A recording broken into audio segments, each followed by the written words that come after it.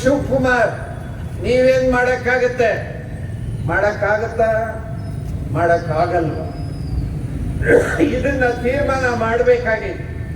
ಹಾಗಾಗಿ ಬಂಧುಗಳೇ, ಈ ಎಲ್ಲ ವಿಷಯಗಳು ಕೂಡ ರೈತರದು ಗಂಭೀರ. ನಾವು ಮಾತ್ರ ಗಂಭೀರ ಇಲ್ಲ.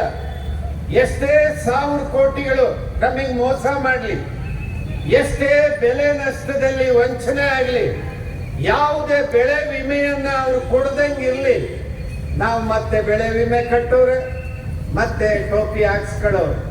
ಅಲ್ಲಪ್ಪ, ಬರಗಾಲ ಅಂತೇಳಿ ಘೋಷಣೆ ಮಾಡಿದ ಮೇಲೆ ಬೆಳೆ ವಿಮೆ ಯಾಕೆ ಕೊಡ್ಲಿಲ್ಲ?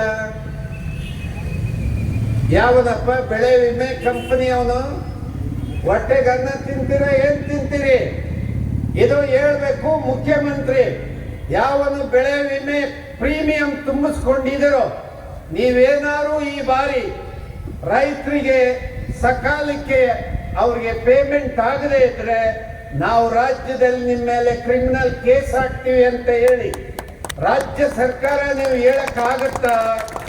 ಅಥವಾ ಅವ್ರ ಜೊತೆ ಸೇರಿ ನೀವು ರೈತರಿಗೆ ಟೋಪಿ ಹಾಕೋದಕ್ಕೆ ಪ್ಲಾನ್ ಮಾಡ್ತಾ ಇದ್ದೀರಾ? ಇದನ್ನ ಬಗ್ಗೆ ನಾವು ಇದನ್ನ ಗಂಭೀರವಾಗಿ ಇದರ ಬೆನ್ನಿಂದ ಇರ್ತೀವಿ. ಬೆಳೆ ವಿಮೆ ತುಂಬಿದಂತ ಯಾವ್ಯಾರು ರೈತರು ಯಾವ ಬೆಳೆ ತುಂಬಿರ್ತಾರೋ, ಯಾವ ಪ್ರದೇಶ ಬರಗಾಲ ಅಂತೇಳಿ ಘೋಷಣೆ ಆಗುತ್ತೋ ಮೊದಲು ಕೊಡಬೇಕು ವಿಮೆ ಕಂಪನಿ. ಇಲ್ಲದೆ ಇದ್ರೆ ಬೆಂಗಳೂರು ನಿಮ್ಮ MG ರೋಡ್ ಎಲ್ಲೆಲ್ಲಿ ಇದಾವೆ ವಿಮೆ ಕಂಪನಿಗಳು ಒದ್ದು ಬಾಗಿಲಾಕಿ ಕರ್ನಾಟಕದಿಂದ ಹಾಕ್ತೀವಿ. ಹಾಕ್ಬೇಕೋ ಬೇಡಪ್ಪ? ಎಷ್ಟು ವರ್ಷ ಟೋಪಿ ಹಾಕ್ಸ್ಕೊಳ್ಳೋದು ಇವ್ರ ಕೈಲಿ? ಸಾಧ್ಯ ಇಲ್ಲ ಇನ್ಮೇಲೆ. ಹಾಗಾಗಿ ಬಂಧುಗಳೇ, ಈ ಎಲ್ಲ ವಿಷಯಗಳನ್ನ ನಾವು ಗಂಭೀರವಾಗಿ ಹೇಳಬೇಕು. ಈಗಾಗಲೇ ಕಬ್ಬಿಗೆ ಸಂಬಂಧಪಟ್ಟಂಗೆ ಹೇಳಬೇಕು ಅಂತ ನಾನು ಸಂಕ್ಷಿಪ್ತವಾಗಿ ಹೇಳ್ತೇನೆ. ಮತ್ತೆ ಹನಿ ಶುರುವಾಗ್ತಾ ಇದೆ.